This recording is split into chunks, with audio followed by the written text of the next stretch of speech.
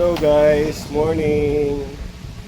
Gabomba. Ayan, naka-jersey tayo na Sir Javier TV Motovlog. Nandito tayo sa aking pwesto.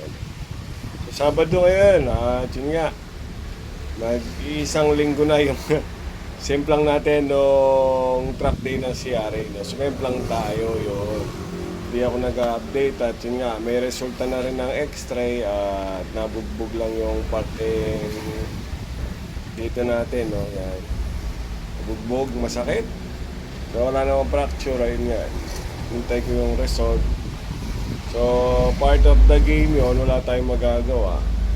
So, ngayon, ginawa ko, binyay ko yung motor ko. Dala-dala ko siya ngayon. Ayan, no? Pakikita ko sa inyo. So, ito yung motor natin, no? Ito yung natanggal nung naglaro tayo. Nadikitan ko na. Ito, bumaluktot. Tapos, yung dito, nasira. Lever guard. Wala naman, at konting gas-gas. Gas at basag. Yan. So, race bike, ganun talaga.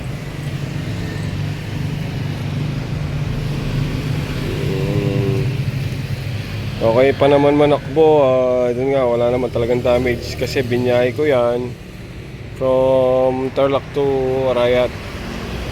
Okay naman siya.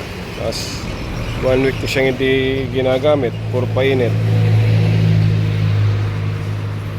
So ngayon ginamit natin, okay naman at mahusay pa.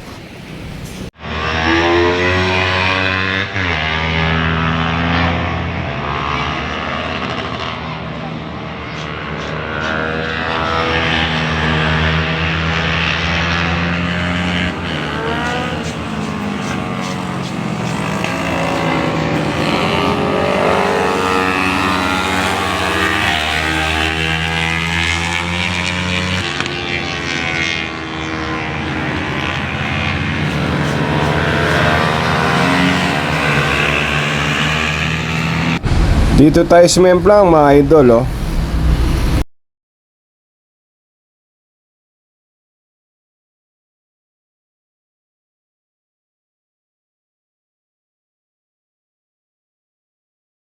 So yung helmet ko naman ito, wala naman siyang nasira at gas-gas lang ito.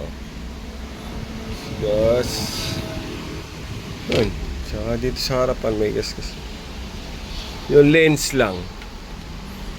Oh, yun, oh. So ngayon, masakit pa yung nabugbog ko.